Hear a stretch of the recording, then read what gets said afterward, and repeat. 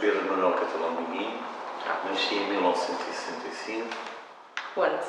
Em Luanda, Angola, na freguesia da Sagrada Família, hoje em Mombotas. E o seu percurso escolar? Olha, eu comecei em Angola, na pré-primária, fiz parte da primeira classe em Portugal, depois acabei a primeira classe em Angola, até à terceira classe fila em Angola, depois vim com o 25 de Abril para cá, fiz no Alentejo e no Cacém, depois tive 7 anos nos Estudos do Exército e depois entrei para a Escola Superior de Polícia. Porquê que decidiu ir para a Escola Superior de Olha, Polícia? estando nos Pilos, as pessoas tentaram que eu seguisse uma carreira militar. Convidaram-me a ir num navio da Marinha, eu disse que para a Academia Militar não queria ir, Força Aérea podia ser uma possibilidade, mas como o meu curso que era contabilidade não dava para aquilo que eu queria, que era ser piloto, e não queria voltar atrás, e mandaram-me num navio da Marinha para ver se eu considerava as ideias. E recordo-me de estar Las Palmas, com outros colegas dos Pilos, e dizer, olha, eu se abrir a Academia de Polícia, a Escola Superior de Polícia, eu vou para a Polícia. Acabou por abrir no princípio, em 84, quando eu acabei o 12º ano, e entrei. Entre muitos candidatos, fiquei em 13, entrei em 13º lugar.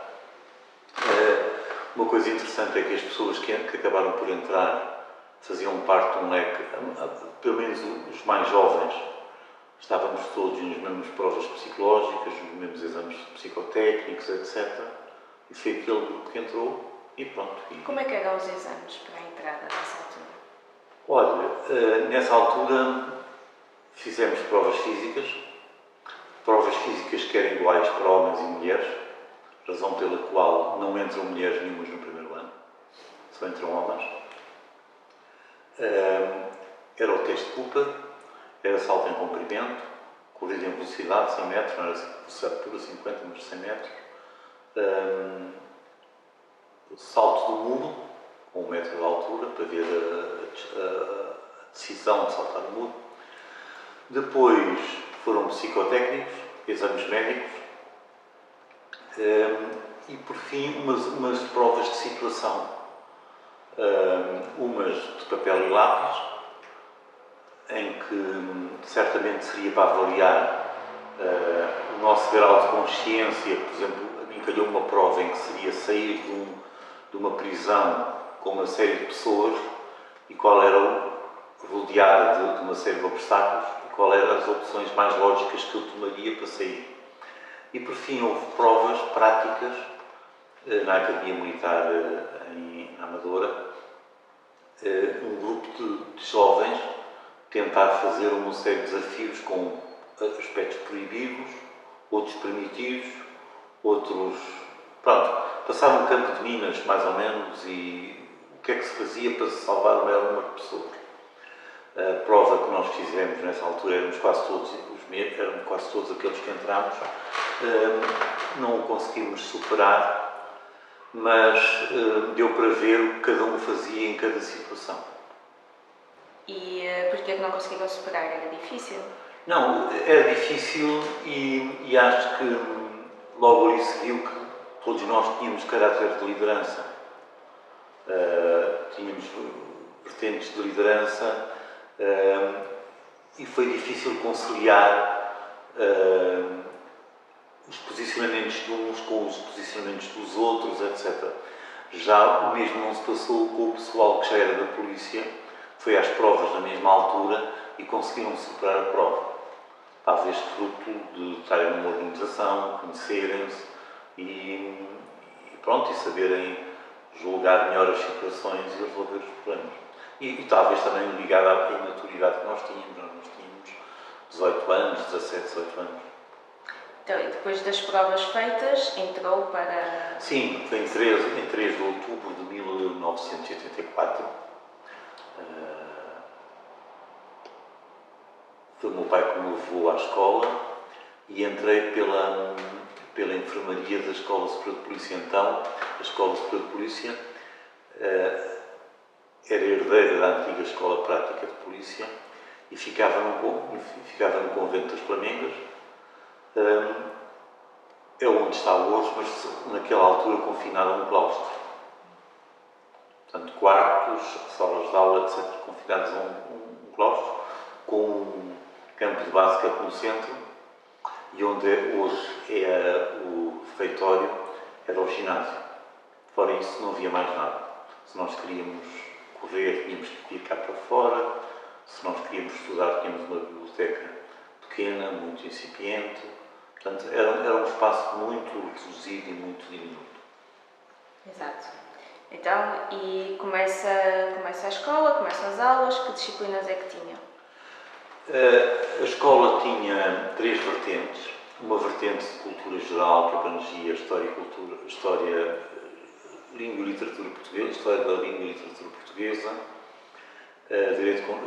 uma parte jurídica, que começou com Direito Constitucional, do qual tivemos o professor Jorge Miranda, como primeiro professor, e uma parte técnico-profissional, que começou com a organização policial, isto grosso modo. Sim. Portanto, Direito Constitucional, portanto, estas 3 áreas distintas. Era clássica. No princípio, a escola,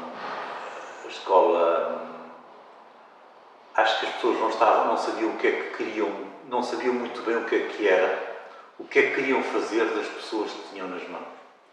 Nós tínhamos metade, éramos 30, metade era pessoal já policial, outra metade era pessoal civil, cerca de 15. E, portanto, na altura, a escola foi lançada com uma comissão instaladora e havia um bocado a percepção, pelo menos foi o que transparecia para nós, que a comissão instaladora não se entendia muito bem sobre o que é que queria fazer de nós. Porque eram 2 oficiais do Exército, o Coronel Oliveira Soares e o Coronel Afonso de Almeida. Era o professor Germano Marcos da Silva e Ataíde Ferreira, um do Ministério da Educação e outro do Ministério da Tutela, do Ministério da Educação Interna, e eram 2 oficiais, dois comissários, que na altura não eram considerados oficiais, 2 comissários principais, o comissário Reis, o comissário principal Reis, depois subintendente, e o comissário principal Lourenço. Naturalmente que estas pessoas tinham visões muito próprias sobre aquilo que devia ser a polícia. Agora, o que eu acho é que, pelo menos as pessoas que gizavam e que estavam próximo de nós na formação, é que a formação, e sei hoje porque falei com várias pessoas, a formação tinha que ser muito exigente. Tanto do ponto de vista psicológico, como intelectual, como físico, e foi muito exigente nesses aspectos. Sobretudo quando nós estávamos confinados a um espaço. Foi muito exigente, sobretudo quando nós estávamos confinados a um espaço tão diminuto. Um claustro.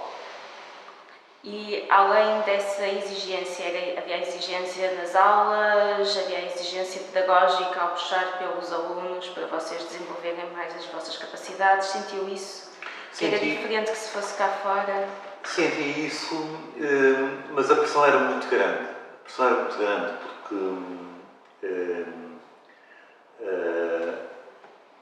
nós estamos antes de 89 e aquilo é herdeiro de uma escola prática que tinha uma fama de muito monolítica e muito cerceadora da liberdade das pessoas. Cerceador não no mau sentido, mas no sentido em que exigia um nível de postura pessoal muito exigente. E as pessoas que estavam no corpo da escola, que pertenciam à escola, tinham a visão, ainda estavam inválidas do espírito da escola prática. E nós, quando fomos para lá, um bocado levados pelo pessoal mais antigo, dizia-se que não se atravessava a parada, porque senão éramos olhados, éramos vistos, éramos não sei quantos mais. Portanto, foi criada uma série de fantasmas à volta daquilo que foi difícil, pelo menos no primeiro ano, de superar. Depois, à medida que os cursos foram entrando, as coisas foram-se facilitando. Mas foi sempre uma exigência muito grande a nível psicológico. A nível psicológico, por exemplo, nós tínhamos um professor que era professor de Educação Física, Mário Bacelar Peronha, uma pessoa com quem eu me dou muito bem ainda hoje, Paulo, considero um mestre, e que era um homem que usava as aulas de Educação Física teóricas para nos confrontar com os nossos pontos fracos. Confrontar, e quando digo confrontar, era mesmo confrontar. Assim. Ele chegava à agressão psicológica, mas muito subtil, os pontos fracos de cada um. E, portanto, isto levava a que nós, como estávamos sentados, e ele observava, ele agredia-se, e ele não agredia um ou dois ou três, agredia todos. Falava mal dos polícias, que eram projessos, que iam à casa de banho e não lavavam as mãos, isto revoltava os polícias, mas também falava mal dos civis. Quando me disse um dia, por exemplo, eu levantei-me todo, era um tipo impulsivo, e ele diz-me, eu digo, olha, a subida de bicos, segundo eu, parece-me que é Dom Ezepino, as pernas refletem abruptamente e juntar com os pés chegados à trave, e depois dá-se um contragolpe e nós ficamos sentados, ficamos em cima da coisa. É verdade, é isso mesmo, o senhor tem toda a razão. Mas agora queria-vos falar de uns ex-alunos do Exército que andavam de braçadeira vermelha, que eram uns comunas, e que no tempo do prego punham os generais a fazer continência. Chamar comunista a uma pessoa naquela altura, antes de 89, era preocupante e deixou-me assim logo em choque. Depois eu tratava-o por senhor e ele disse-me, eu vou-lhe dizer uma coisa para seu bem, não me trate por senhor, nem trate nenhum oficial do Exército por senhor, porque eles pensam que você é comunista. O senhor deve tratar os oficiais do Exército por meu coronel, ou o nosso coronel quando fala dos seus colegas. Não deve tratar por senhor, porque eles, já ao contrário, se passa na Marinha, que as pessoas olham. No fundo, estava-nos a preparar para a realidade que vinha. Mas as pessoas não tinham percepção da realidade que vinha. Também não tinham muito bem a percepção da realidade que vinha, porque penso que poucos viveram, com a nossa idade, a responsabilidade de ser chefes e líderes com a nossa idade, com 26 anos, 25, ser líder de 200, 300 homens. Porque quando saíam da escola, faziam quantos anos de escola? Fazíamos 5, 4 de letivos, um quinto de estágio, e depois o ano seguinte, como chefe de esquadra, o primeiro ano, íamos dar uma escola prática. Eu dei em Torres Novas, dei em Santarém, foi em Torres Novas a escola de quadros e depois fui para Santarém. E depois o resto era passado nas esquadras. E nós podíamos ter esquadras com 30, 40 pessoas, como podíamos ter esquadras com 200. Mas era o chefe de esquadra? Era o chefe de esquadra. O primeiro ano era chefe de esquadra, depois era subcomissário. Depois foi abolido o posto de chefe de esquadra, passou a ser tudo subcomissário. Mas, por exemplo, eu apanhei uma esquadra para a Praça do Comércio com cerca de 200 homens, com 200 homens a fazer gratificados. Portanto, é impensável ter no Exército um alferes ou um tenente a comandar 200 homens. Portanto, o grau de responsabilidade era muito grande. E depois, numa área sensível que é a área da liberdade das pessoas, dos direitos humanos, dos direitos pessoais, etc. etc. Na escola, vocês aprendiam exatamente coisas relacionadas com direitos humanos, com liberdade pessoal? Começámos por direito constitucional, começámos por direitos, liberdades e garantias, uma cadeira independente, foi dada por um professor, Henrique Mota, que tem um programa na televisão que é ligado a Deus, portanto ele estava ligado à Rádio Renascença. E recordo-me de ser um homem que procurou primar por nos fazer raciocinar em termos de procedimentos, como é que nós devíamos proceder em termos de direitos, liberdades e garantias. mas os direitos e as garantias sem ter a vertente da educação física, de controle, autocontrole e autodomínio, não resultava em nada.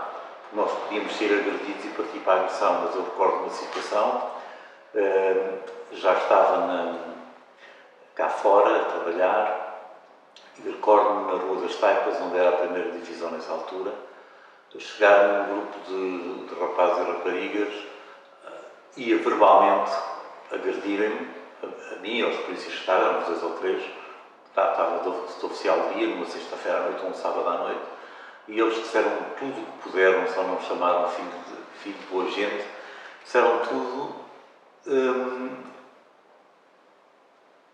e eu tinha um autodomínio que não permitiu partir para a agressão. Portanto, os direitos e as garantias partem de um grande condicionamento pessoal, não no sentido negativo, mas um condicionamento e um autodomínio muito grande.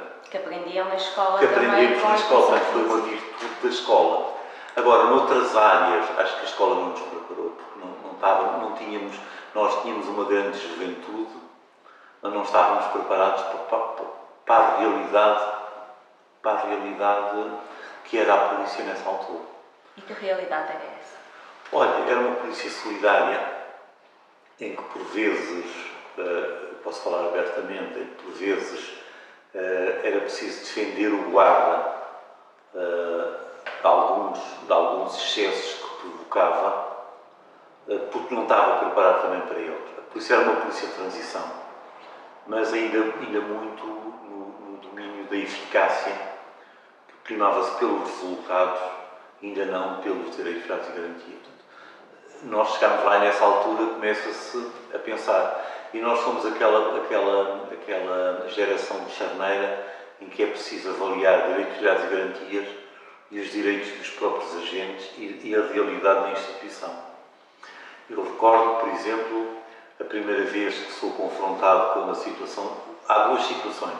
Uma, no Martim Muniz, em que eu sou confrontado com um agente que tinha detido uma prostituta. E havia uma questão, que não sei quantos mais, um subchefe que tinha. Eu chego como oficial de dia num sábado e as pessoas familiares da prostituta quiseram falar comigo e disseram: desculpe, eu não vou falar com os senhores, vou falar primeiro com o subchefe. Isto parecendo que não caiu muito bem no subchefe. Mas ele tinha exagerado. Eu fiz-lhe sentir, falei depois com os familiares da prostituta e ao fim de um bocado ele liga-me, não houve nada, não há nada, ficou resolvido. Outra situação foi uns agentes que à noite deram um tiro na perna de uma pessoa e aqui o que é que se fazia? Ia limpar as mãos e deixar os agentes fazer uma espécie de expediente qualquer e serem presos por detenção fora do flagrante, ou como é que ia fazer? Naturalmente que eu saí fora um bocado da legalidade. E hoje posso dizê-lo, aquilo que constou do auto não correspondia exatamente ao que tinha acontecido. Se fosse hoje com o IGAI e com o valor que tem um auto, era um ato grave, muito grave, porque eu tinha forjado uma peça processual penal.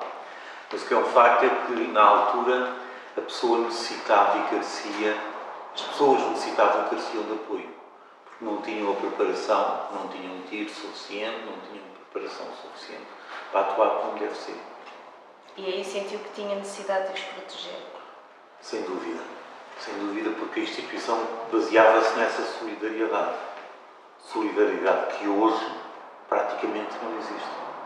Então como é que acha que evoluiu o ambiente dentro da polícia desde os tempos em que foi para a escola superior até hoje? Olha, primeiro, na escola superior de polícia nós estamos num período antes de 1989. O tema sindicato é um tabu, direitos, liberdades e garantias ainda são uma coisa que se começam a falar e exigir, que passam para a polícia e depois vestem a farda da polícia definitivamente e, portanto, identificam-se mais com os problemas policiais. Mas estamos numa polícia em que todos nós tínhamos conhecimento, discutíamos o estatuto que ia sair, etc, etc, etc. Passamos por uma polícia que passa pelo 21 de abril de 1979, com os secos e molhados, a socio-profissionalização das associações, os sindicatos, e a partir daí começa a ser uma polícia de cúpulas, de elites, nos sindicatos que mastigam as coisas, embora se peça a participação de toda a gente, as pessoas não têm conhecimento de tudo o que é falado com os ministros, etc. E chegamos a uma polícia que é civilista a todos os níveis, até na legislação que é incompatível com a forma de atuação da polícia.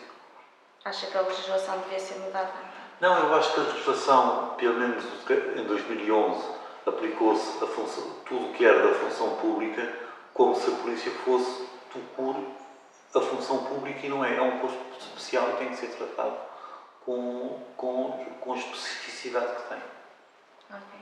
Em relação ainda então à Escola Superior de Polícia, que memórias é que guarda da sua passagem durante os 4 anos pela escola? Olha, eu guardo boas memórias. Foi um tempo que me tornou mais forte, hoje virado envolvidos uns vários anos, mas foi um tempo também muito difícil, porque eu no último ano adoeci. Adoeci porque tinha uma visão da minha posição como homem que era estoica, e o único caminho que eu podia ter era adoecer. Com o estoicismo, com os valores que tinha, etc. Cheguei ao 4º ano, estourei, um esgotamento. E, portanto, foi um sofrimento muito grande, porque atingi níveis de sofrimento muito grandes, até chegar a pontos de quase não retorno. Mas acha que isso deveu-se, por exemplo, primeiro às suas características pessoais e depois ao facto de eles puxarem tanto por vocês e exigirem tal nível que... Tem a ver com isso, e tem a ver com a minha maneira de ser, e tem a ver também com o processo que eu vivi de estar ligado, posso falar, pronto, estive ligado a uma instituição que era o Opus e a Opus e a polícia ao mesmo tempo são pólvora. Foi explosivo, foi 2 coisas explosivas. E a dada altura eu isolei muito e queria enfrentar o mundo sozinho, e pronto, e tinha que estar. Não aguentei. E não aguentei. Mas teoricamente eu devia aguentar. Agora, o meu processo pessoal e individual como pessoa, como católico, como pessoa, chocou e conflituou com aquela realidade. Por exemplo, eu dou o exemplo do Opus Dei, em que eu tinha uma vida de castidade, quando os meus colegas me punham à frente revistas de prostituição, revistas de pornografia, não sei quantos mais. Isto era de conflitos internos, de atração e repulsão muito grandes, e que levava fora os conflitos que nós tínhamos que gerir uns com os outros, porque estávamos confinados a um espaço muito limitado. E era aí que eu agora ia chegar, que é a relação que tinha com os seus colegas. Vocês viviam num espaço pequeno, eram só homens nessa altura, não é? O primeiro ano era... E depois passamos, mas a sua relação com os seus colegas... Olha, a relação era uma relação... Nós brincávamos, tínhamos momentos de brincadeira, mas também tínhamos momentos de stress. Sobretudo com as pessoas mais velhas. Porque as pessoas mais velhas vinham habituadas a uma polícia que não era propriamente pera doce, estava nos anos de chumbo, com pessoas que olhavam a polícia já por olhos de sindicatos, por direitos, de assumir direitos e defender direitos, e pessoas que são naivas ainda e muito ingênuas. E por vezes nós éramos, pelo menos quem era mais ingênuo, era aproveitado pelas pessoas mais antigas para ir à frente das revoluções. Eu dou-lhe um exemplo que é significativo e que representa a luta que existia no interior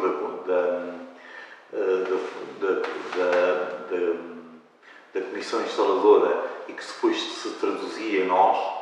Dou-lhe um exemplo, por exemplo, de uma pessoa que perguntou assim: vocês podiam, o professor Ataíde Ferreira pediu-nos, o doutor Ataíde Ferreira pediu-nos que fizéssemos uma apreciação das cadeiras que nós queríamos, o que é que nós esperávamos das cadeiras que tínhamos. Mas da apreciação das cadeiras que nós tínhamos e íamos ter, até à apreciação dos professores, vai uma grande coisa. E, portanto, aquilo que era uma coisa muito simples, anódina, que não ia resultar em problema nenhum, tornou-se num grande problema, porque a dada altura as pessoas mais velhas querem criticar o professor de Educação Física e querem pôr lá o que querem. E nós, dentro do grupo, decidimos, sim senhora, quem quiser faz um papel, mas não assina.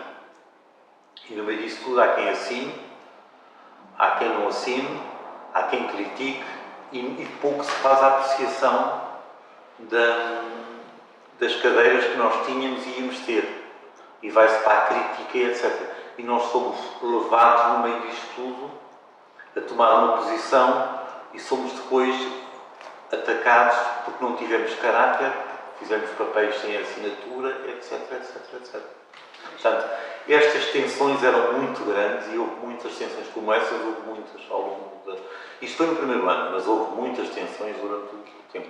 E a partir do segundo ano dá-se a entrada das mulheres? Das mulheres, pronto. A entrada das mulheres é uma novidade, mas havia mulheres na polícia já. As telefonistas eram mulheres, havia mulheres na escola, não foi muito, portanto, eram colegas, gerou paixões, gerou ódio, gerou pronto, tudo o que é normal dentro de um sistema misto. Elas estavam à parte, tinham um quarto à parte e pronto. Mas não notei diferenças porque eu no Espírito já tinha mulheres desde o primeiro ano. Já estava habituado? Já estava habituado. Se bem que, e também para os polícias, muitos deles casados, não era grande diferença. Para o pessoal do primeiro ano não teve grande coisa, do primeiro ano não teve. Para o do segundo, que tinha as mulheres no curso, é que foi diferente, porque pronto, era outra realidade. Entraram 3. A Madalena, que já era agente, outra rapariga que também era agente e acabou por sair um ano depois, ou ainda no primeiro ano ou no segundo, e a Paula, que é hoje comandante do Comando Distrital de Santarém. A Madalena é comandante regional da Madeira. E o nível de exigência para elas era igual? Era igual, não foram levadas com as mãozinhas. Não foram levadas com as mãozinhas, não. Foi muito exigente e pronto, e o enfant terrible da escola, que era o professor Marco Bacelar Cunha, deu cabo da cabeça delas também, como deu cabo de nós. Exato. Era a forma dele também. Era a forma dele, mas foi o contributo que ele deu, no seu entender. Ele dizia que o oficial de polícia tinha que ser uma espécie de James Bond que um dia acordava a subir para um helicóptero, no dia seguinte estava a cair sobre um navio, no dia seguinte estava a enfrentar uma situação de guarda-costas, no outro dia estava a... Portanto, era a ideia dele. Agora, trabalhou-se muito em ter... Para mim, o mais importante foi termos mentais e, nesse aspecto, eu dou graças e estou muito contente com aquilo que... Faz uma avaliação positiva. Apesar de tudo, faço uma avaliação positiva. Só uma coisa que ainda não falamos foi o ano de estágio. Onde é que foi o seu ano de estágio? Como é que é? O ano de estágio era passado pelas unidades de elite, que era o Corpo de Intervenção e o GOI. E o GOI foi interessante porque a escola houve medo por parte do... Posso ser hoje, não tenho problema. O comandante do Corpo de Alunos foi o futuro diretor nacional, comandante-geral e diretor nacional Mário Gonçalves Amaro, era na altura major. E ele, como comandante do Corpo de Alunos, não criou o espírito de corpo no nosso ano, razão pela qual tantos problemas existiram no nosso primeiro, que não vou falar, mas pronto, mas existiram. E o espírito de corpo não existiu. Quando chegámos ao GOI, a primeira coisa nós vínhamos todos fatinho, tudo coisa, não sei quantos mais, às 11 da manhã, todos contentes, de repente parte de botas, farda de Zuarte, uma mochila carregada de coisas, uma caminhada de 2 horas ou 3 à volta da quinta. A malta com botas que não estava habituada a usar, bolhas nos pés, uns a praguejar, outros a não sei quanto, estes filhos da puta, e esta merda, e isto, e não sei quanto, e não sei o que mais. Mas foi o primeiro choque que nós tivemos. Eu penso que a escola ganharia muito, ou nessa altura teria ganho se nós tivéssemos começado o nosso estágio, o nosso pré-ano de iniciativa com mais experiências dessas. Porque é preciso dar muito de nós e antepor os nossos interesses aos interesses gerais do que estar preocupado só com os interesses particulares. E essa experiência foi muito boa porque ajudou a ver o que nós não estávamos preparados como equipa, como corpo. Depois passámos